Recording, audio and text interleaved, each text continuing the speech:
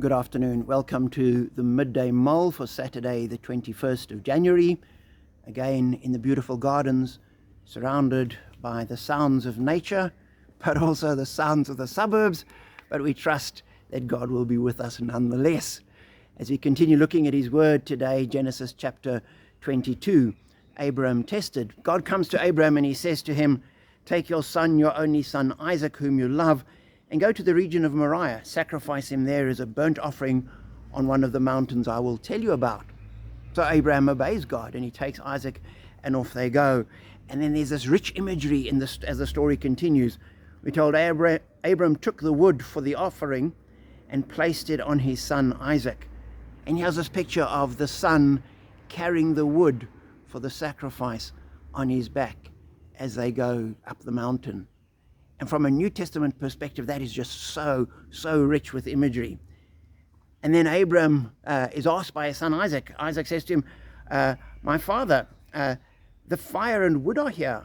Isaac said, "But where is the lamb for the burnt offering?" And Abraham answered, "God himself will provide the lamb for the burnt offering, my son."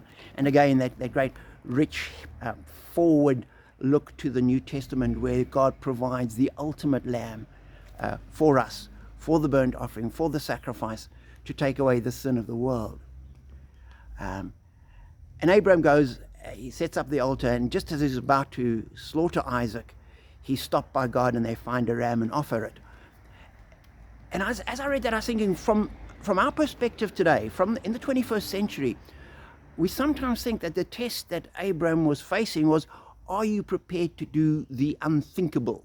And for us today, to take your son and sacrifice a child, kill your child and burn them on an altar is completely unthinkable. That is wrong on just so many levels. No ways would we do that.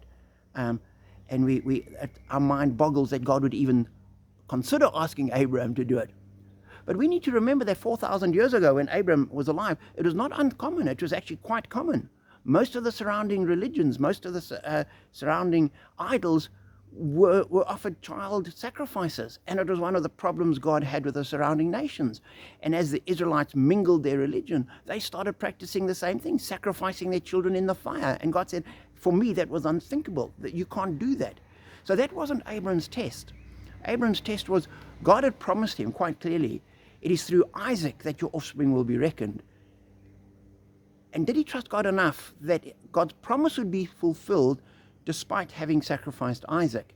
And he trusted that God would be able to do it. And for me, that's the challenge we face. God so often gives us promises, tells us things in his word, and we look at our situation and we think, I don't see how that can work. God, you've promised that you'll do this, but in our circumstances, in the situation where we are, I can't see that is possible. And like Abram, we need to say, we will follow you and we will be obedient despite the fact that the situation might seem impossible. Because with God, all things are possible. It was proved true for Abraham, proved true through the rest of the scriptures, and it's true today. Hold on to that and be encouraged.